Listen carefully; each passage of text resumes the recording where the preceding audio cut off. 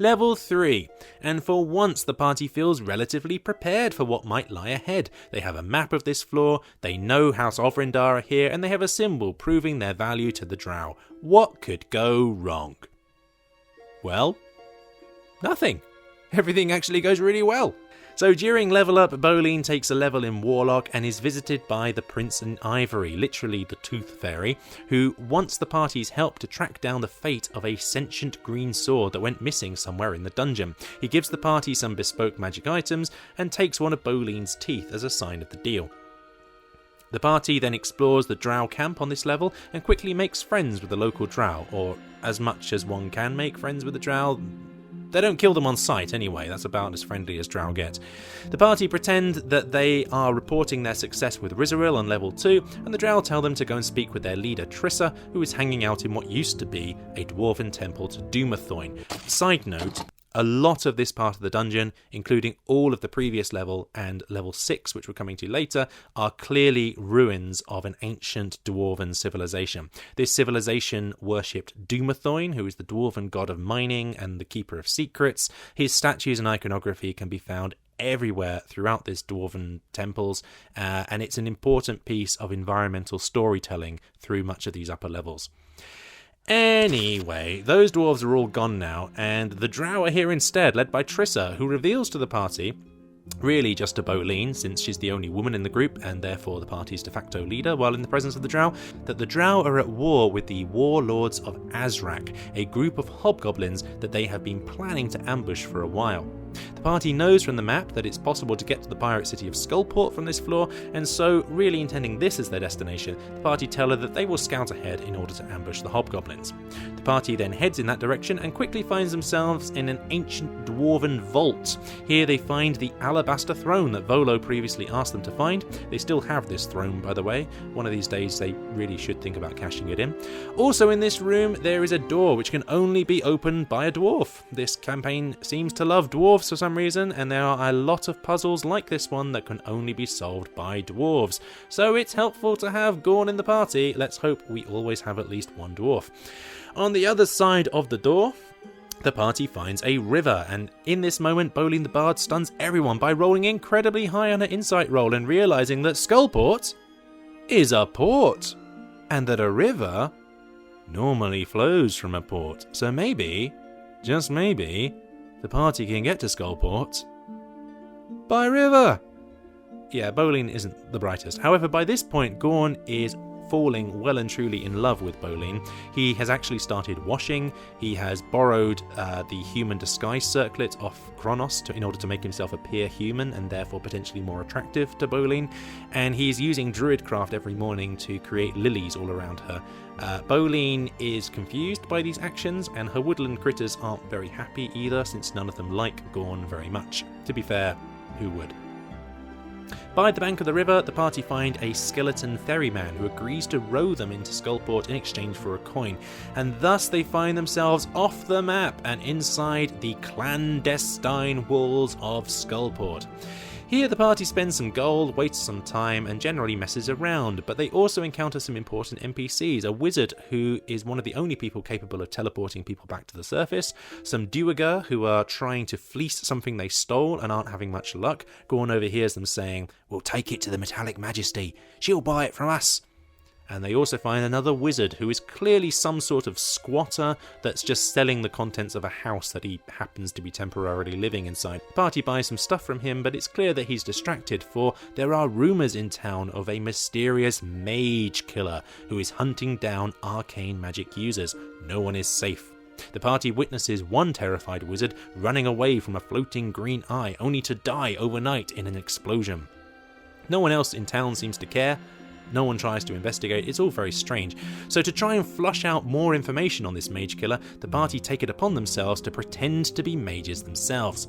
Bolin uses her disguise kit to make Kronos look like a wizard, and Gorn spends an entire session running around declaring to everyone he sees that the mighty Kronos the Mage is in town. Wow, isn't it amazing? Oh, he's so powerful. Let's hope nothing bad happens to this mage, like, I don't know, some sort of mage killer. Oh, that would be awful, wouldn't it?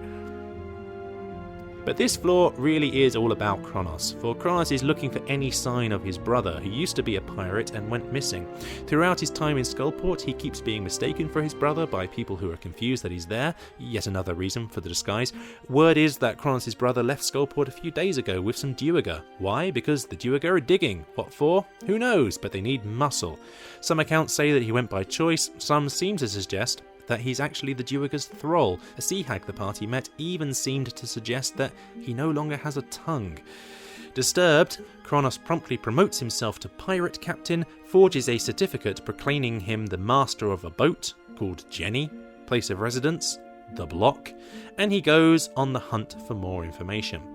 That hunt takes the party back to the friendly squatter wizard. However, bad news, that wizard too has been tragically struck down by the mage killer overnight and replaced by a doppelganger, a Loxodon wizard named Olibash, who teleports away before the party can get any information out of him. Holton purchases a giant rat which he can ride on, and Gorn buys Bolene some jewellery, as well as a magic cummerbund for himself, which the shopkeeper assures him will make him appear more attractive. Mechanically, it gives him advantage on persuasion rolls. Happy, the party head back into the Undermountain via a very windy passageway, and they find themselves finally in Hobgoblin territory. The Hobgoblins, it turns out, are all massive bureaucrats, and they insist on charging the party to have correct paperwork. They take them to their leader, Azrak, who is blind, but he's doing his best to hide this fact unless he lose face in front of his clan. His wife, however, picks up on the fact that the party have seen through his ruse, and they ask them to find a dagger of blind sight which has been stolen from him, a dagger which allows him to hide his disability from the rest of the tribe. She offers the party a huge reward in exchange. The next session is all about no one being who they claim to be. The leader is blind but pretends he isn't, and then the party encounters a kindly shopkeeper who turns out to be a child-snatching Oni, which they quickly dispose of, but then they have a child that they need to look after, so they take the child to the local ambassador because, well, that's one of the few authority figures that seems to exist down here, only no! The ambassador turns out to be a mind flayer of all things, and the one secretly behind all of those intellect devourers that the party keeps coming across, and finally, in exasperation, the party takes the child to a weird bug-eyed monster who actually turns out to be a really nice old lady, but once upon a time used to be one of Hallister's apprentices, and no, you know what? That's enough for this floor, thank you very much. So the party head downstairs and they level up. In the process, Kronos, who is still wearing his wizard disguise, decides that he really likes being a mage, and somehow, through sheer force of will, he manifests magical powers for himself through the magic initiate feat. Level 4, and things are really starting to move quickly now. Gorn's attempts to woo Bolene step up a gear as he finally turns to the rest of the party for help. First, Kronos recommends to him that he offer Bolene some money. After all, that's what he does to get women to sleep with him. Halton, on the other hand, recommends honesty and says that Gorn should just try complimenting her a bit. So Gorn goes up to Bolene, digs around inside his pockets, and offers her a fistful of gold. You want some gold? No, Gorn. Why would I want some gold? I don't know. You just look like you might want some sweet cheeks. Gorn spends the rest of the session calling Bolene sweet cheeks and darling, thoroughly confusing both Bolene, who, remember, is a pretty naive Disney princess, and himself. Luckily, there are lots of monsters down here to save their blushes. First of all, the party meets a two-headed Etin, Jibberjab, and his good friend the Alchemist, who is a friendly potion maker that appears to have lost his memory and is eager to be reacquainted with a magical gemstone that was stolen from him. From these two, we learn that there are yet more drow on this floor, as well as stinky lizards, troglodytes, and fish people, Kuatoa. The real problem, however, is the water, which is poisonous. Don't go in the water, they say. It is dangerous, it smells bad. Well, the party soon comes face to face with this water in the form of a giant underground river, and in trying to cross it, the party becomes temporarily separated, eventually meeting up in the same place in the home of the Kuatoa. Here, the party find that many of the Kuatoa are sick from drinking poisoned water. They have been forced to leave their homes and relocate here, and in the process they have decided to reject their old god, who was obviously weak because he let them down, and they are worshipping instead a new god, Klabu. The Kuatoa priest is constructing a statue to this new god out of random bits and pieces he's found in the dungeon, a headless statue, Chris, some troglodyte claws, and a weird glowing green gemstone in the cage that he's using as a head. Once the statue is complete, the priest says he is certain that Klaboo will come to life and will deal with the threat that is in the water. What threat is in the water, the party asks? Oh, it's just an aboleth, no big deal. As is the party's MO by this point, they once again pretend to be fully on the priest's side. They claim to be champions sent by Klaboo to complete his holy quest, and excited, Klaboo asks for their help in completing the statue, asking for a magic weapon, some wood and some spider parts. Do this, he tells them, and he will show them the way to the next floor down. In the meantime, the party long rests, and Kronos takes the opportunity to steal that glowing green gem in the cage because it looks nice. So the party sets off in search for some wood and some spider parts. First, the party finds a female wizard with a pet frog who is hiding from demons, but it turns out her pet frog is actually a demon in disguise. The party takes her with them back to their friend the alchemist to look after, and in the process they ask him, "Hey, is this green gem maybe the one that you were looking for?" And it transpires that, yes, it is. And the friendly alchemist has in fact been a green slard in disguise all along. He takes the gem, transforms back into his true form, and he runs away. The female wizard faints in shock, and the party basically leaves her there with Yetin to deal with. Next, it's the turn of the spider parts, and this means travelling into drow territory. Here the party are ambushed by some drow, which they promptly fight off and then follow into their lair. Here the party uses the token of House Ovrindar to make friends with the group. Again, I'm using the term friends very loosely. Drow aren't exactly huggers, if you know what I'm saying. The drow tell the party that they are trying to deal with the aboleth and the Kuatoa. If the party can either kill the aboleth or go to the Kuatoa priest and, say it with me now, cut off his head, they will help the party get to the next floor. Okay, the party says, we'll think about it. In the meantime, can we get some spider parts? The drow direct the party to a chamber where they fight a bunch of Dryder, and just for good measure they cut off their heads too and they take them back to the Kuatoa priest. Armed with these, the priest completes the statue to Klaboo, and predictably the statue does not in fact come to life because ultimately it's just a randomly assorted collection of rubbish. Frustrated, the priest turns to the party and declares that the head on the statue must be wrong. He turns to Kronos and demands that he give him his head instead.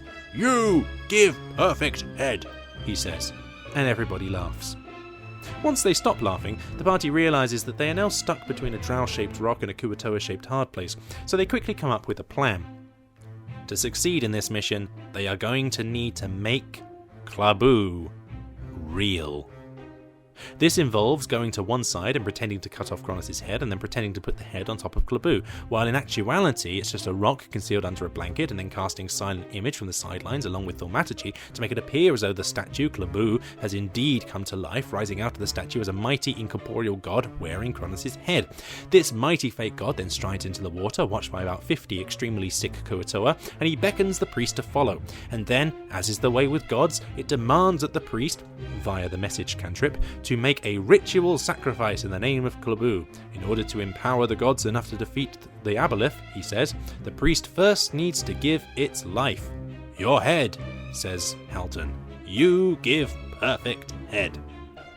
Halden, chosen paladin of Klaboo, wades into the water, instructs the priest to commit seppuku, and hacks off his head. It's the only way to save his people, he says.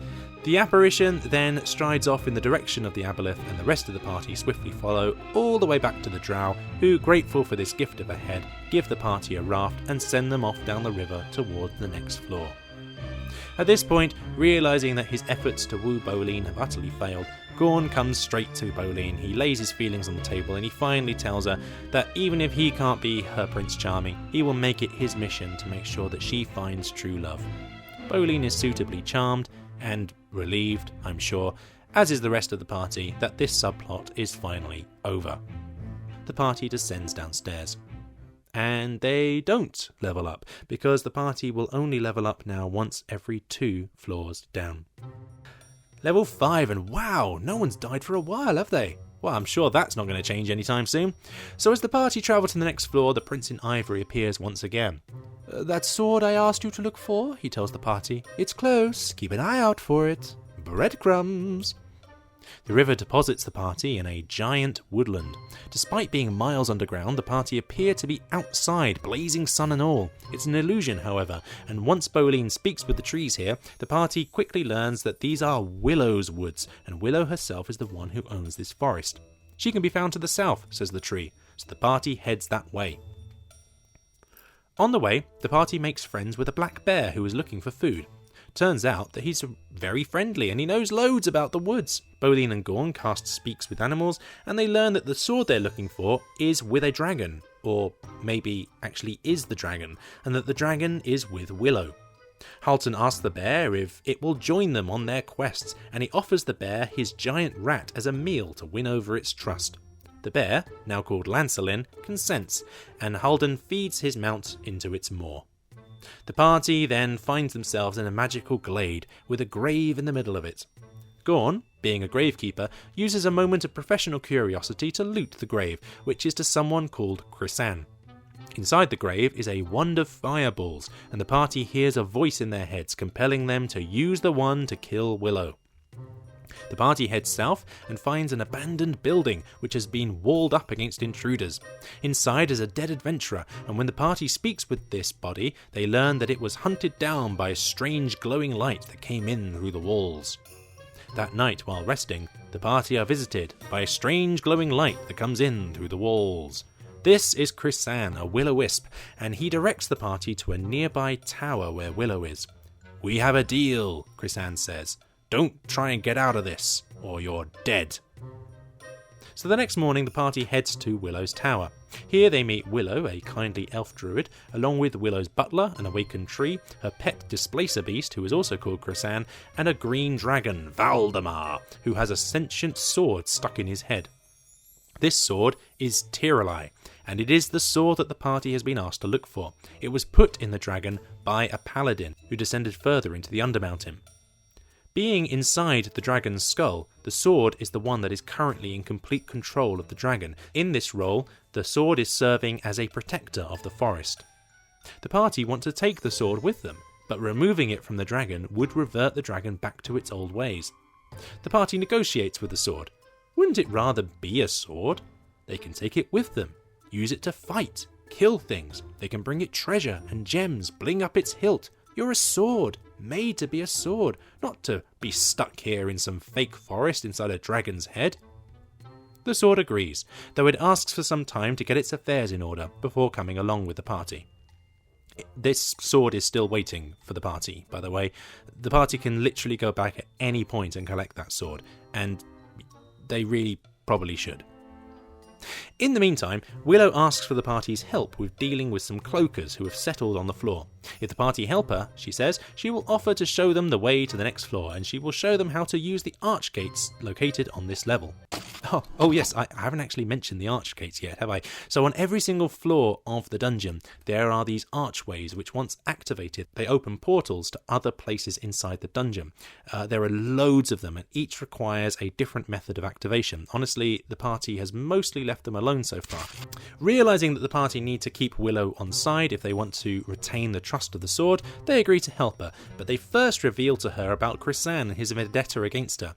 Willow casts aid on the party, boosting their hit points to deal with Chrysan. She trusts the party to deal with the issue themselves. Outside the tower, the party are immediately attacked by Chrysan, but thanks to some lucky dice rolls, the party take it down without sustaining a single hit of damage. Overconfident from this victory, the party then rushes into battle against the cloakers, who are hiding in a nearby mine, and Bolene instantly dies. Our paladin was actually missing that session, meaning that there were only 3 party members at the table, and there were 3 cloakers. So Bolene becomes blinded by a cloaker. Gorn tries to rush to her aid, but in her panic, Bolene fumbles about for the wand of fireballs, and not knowing what the wand does because she's never used it before, she points it at the cloaker and uses it, and of course the cloaker is attached to her head. So a fireball centered on her own head goes off, Bolene goes down, and Gorn and Kronos are grappled by cloakers as they try to help. Bolene dies, and once the battle is over, distraught, Gorn takes her body back to the grave of Krisan, and there he lays it to rest in the now empty grave. After all, it's not like Krisan will be using it anymore, because the party have destroyed his spirit forever. Shortly after, Holden returns to the party along with their newest party member, Mama Leota, who is an old drow lady with the ability to speak with the dead. Seeing that Gorn is distraught, Mama Leota offers to do a spiritual seance with Bolin, whom she assures Gorn is in a better place. "Oh yes, I'm speaking with her now, child. Oh yes, she's really happy where she is. No, she doesn't blame you for her death, but she does seem to be saying, 'Give the kind old lady some money.' Now, what could she mean by that, I wonder?" With a final promise to the Prince in Ivory that the party will keep looking for this paladin who left the sword on this floor, the party descends downstairs. Level 6, and these are called the Lost levels, so called because they were lost for a long time and they've only recently been revealed again thanks to Umber Hulks, burrowing monsters who dug down into that level and are now causing ruckus among the old dwarven ruins. They respond to sound, they have tremor sense, and they come running towards you at the slightest provocation, so the party had to act very quietly through the first few rooms of this floor. The party is back in Dwarven Ruins now, the ancient city of the Dwarven King himself, and it's not just Umber Hulks that are down here smashing up the place. There were Duergar here too, led by the Metallic Majesty, looting the Dwarven Ruins without a trace of reverence or respect for their ancestors, a fact which utterly disgusts Gorn, who goes on a bit of tirade against them. The Metallic Majesty herself is trying to gain access to the inner chamber, the heart of the mountain, but she can't get past the door. We've all been there, and there's a golem in the way who keeps squishing her men every time she tries. She demands that the party help her to get inside, and she will split the loot with them if they do. But Gorn isn't having any of it. He is furious with the Metallic Majesty because he's met people like this all throughout his life. Charlatans who leech off the good of other hard-working dwarves. No respect.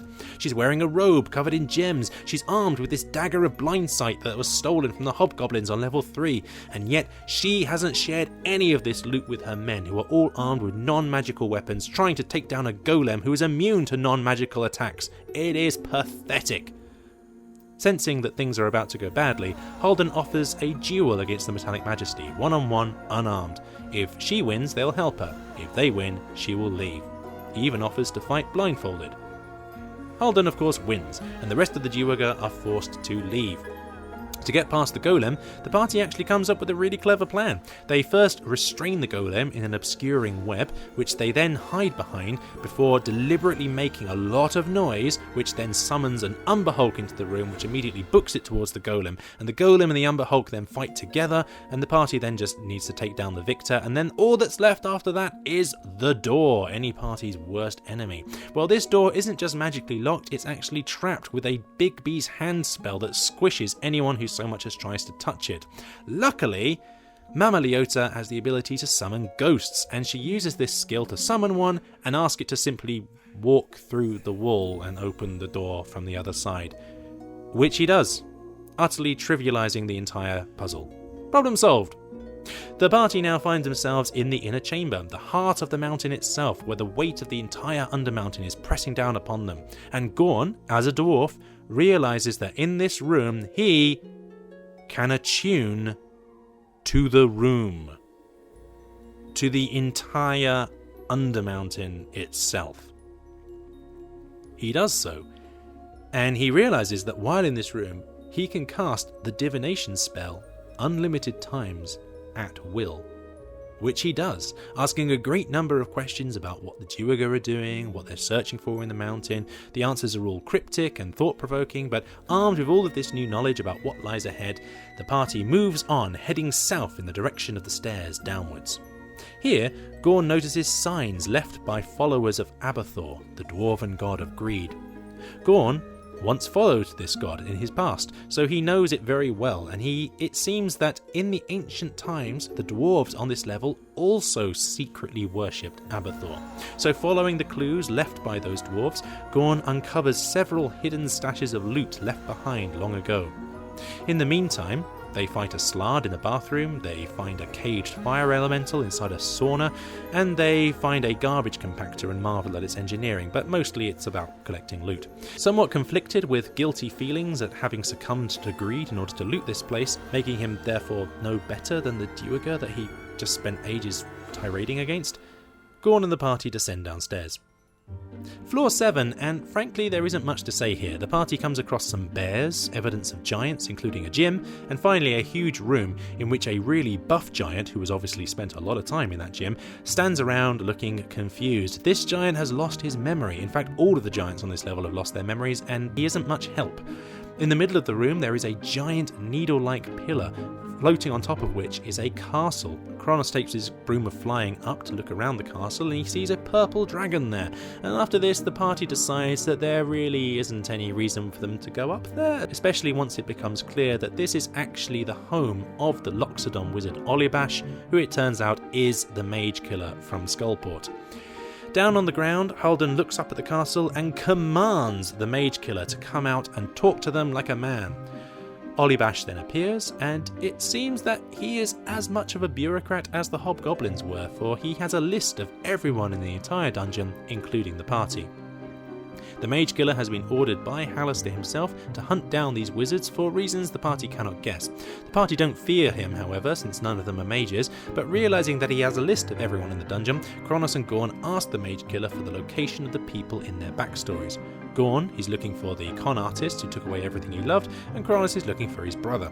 The mage killer tells them that, of course, he can tell them those things, but in exchange he wants them to deal with the small nuisance further down inside the dungeon. The party agree, and the mage killer reveals to them that the people that they are looking for are both down on the 21st floor. At this point, Kronos asks if he can be teleported down to the 21st floor straight away because the player was getting bored of playing him, and the mage killer says yes, removing him from the campaign entirely.